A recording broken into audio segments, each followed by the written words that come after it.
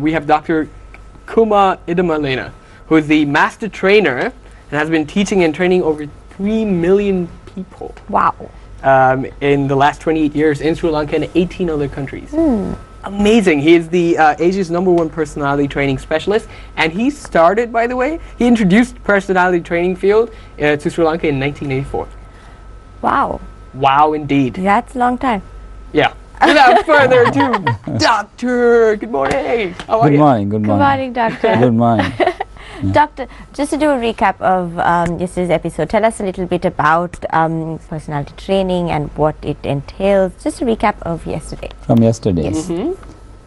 When you say personality training, is training yourself to get and shine the real positive genes in you. Okay. I mean, when you say your personality, it has two parts. One is the genetics, the other one is the environment. Why I keep it like this Right. is when you are born with some genetics, Right. gene capability, Okay. and then when I keep like this is the environment. Okay. Your genes you cannot change, there's no control on that. Okay.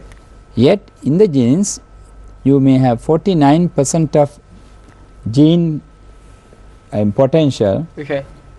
but out of this 49% you are using only about 2%, and maybe 90% of the whole capacity that you have is wasted throughout your lifetime. Right. If you learn to use another 2% of that lost 90% of your capacity, your productivity or efficiency in life, in work, in business, anything you do will go up by 100%. Wow. Then personality training is to train you how to stimulate and get that potential out, Right. get your hidden talents out, whatever you call it. Okay. You need a training for that. Okay. That's called personality training. Why it is necessary? Necessary because everybody doesn't get the right environmental influence. Environment affects 50%, 51% for your development of your personality. Right. Let's say for example, Jason, the school you go to, Right. Oh, we're Is- using me now as yeah, as an okay, example, right? Let's use me. Yeah, Let's yeah, use me yeah, as an example. that's you, okay? All right. Okay. If the school you go to is not the right school, if it is not the right school, is not the right teachers, or maybe rural area, the teachers also didn't have a good exposure, Okay. then your knowledge is totally different from the level that you are having today. Okay. Now you went to I think you went to a school somewhere around Colombo or where? Yes, in Colombo and also in America. Okay, good. So here and overseas, okay? That is correct. Yeah. So the way you talk, the way you do things, where you think perhaps is totally different from a boy of your age who has gone to a school far away from Colombo in a rural area. Am I right? Yeah. That is because nothing to do with the genetics, Okay. a lot to do with the environmental influence. Okay. Okay. Therefore, if now what has happened, there's lot of genetic capacity which could have come out Okay. has been hidden here, and somebody has to give a push Okay. from outside world. That's why training is necessary. You ask me what is personality training? That's personality training. Right. He actually got it quite spot on because, like, my genetics. If you look at my parents, they're very conservative, quiet people. Okay. I'm not. I'm the loud one in the house. So that was so- a good. That was a Yeah, good. so that can have that can have your genetic capacity plus also environmental influence. Right. Let's say your parent, it doesn't merely by looking at your parents you cannot say your genes are from your parents, Okay. because your genes, they say it goes back to 3 generations. It can be, you can't see some of the talents that you have, but still in their in the genes of your father as well. Okay. And because your grandfather would have had it active, father now passive, that Yeah. those genes, and in you it's active. Okay. So it depends on the environment, influence and everything. Doctor, Wow. is that also reflected in your life? Because you have very illustrious career, you've done different things of various fields.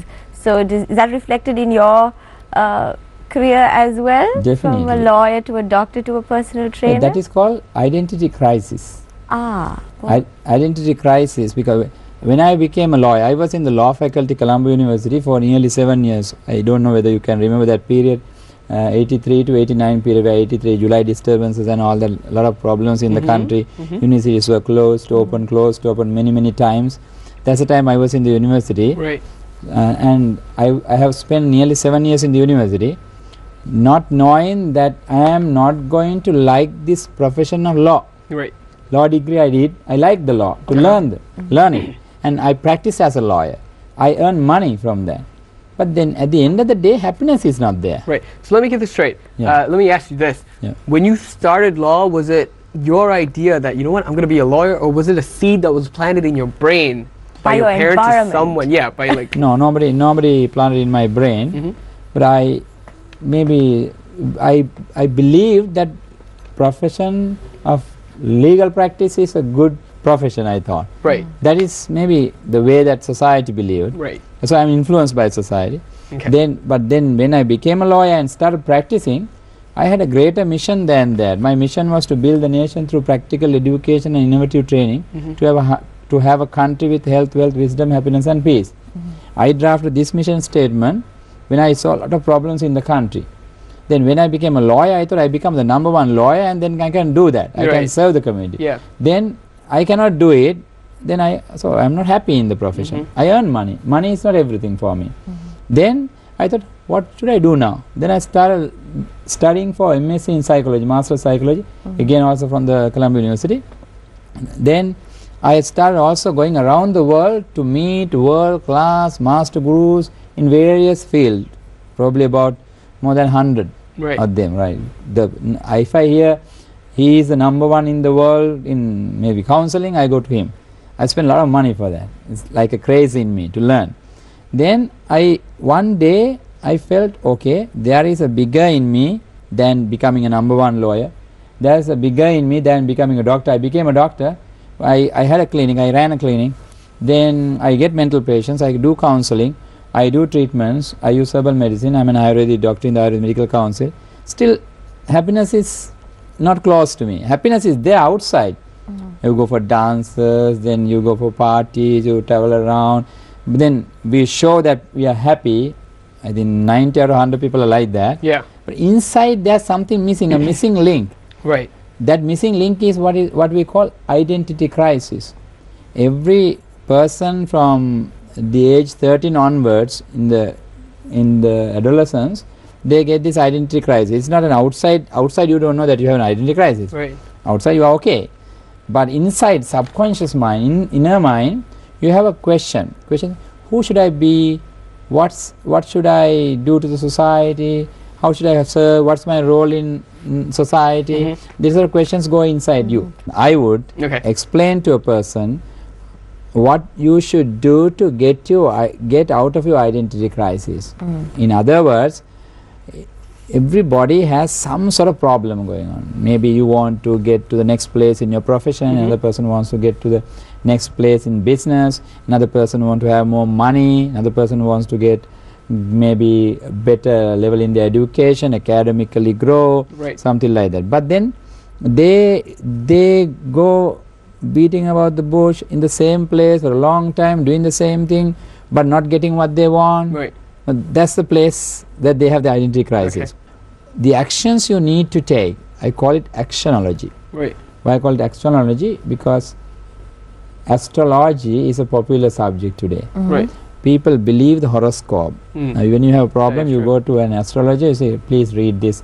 Then they say, okay, you have this problem, this problem, this problem, this problem, this problem. And then you fix it here and say, yes, I have these problems. Then what to do? Do this, do this, do this. Right. And those actions are all outside you, and those belief, they have their belief that something would happen to you from an external source all the time. But my actionology shows you it's not so. Right. Not always. Okay. You can read your horoscope and come to me and getting all the results, and then I will help you to identify your present problems clearly. The problems that you see as problems are not the problems. Okay. Problems are behind them. Okay. I would ask you, what's the problem? This is the problem. Is that the problem? Yes, it's the problem. Could you give us an example, Doctor? What do you mean if I say my problem is stress? So how is there something behind that? What? Like I will give a. You say your problem is a stress. Okay. Okay. When I ask you, okay, how are you stressed? You tell me now.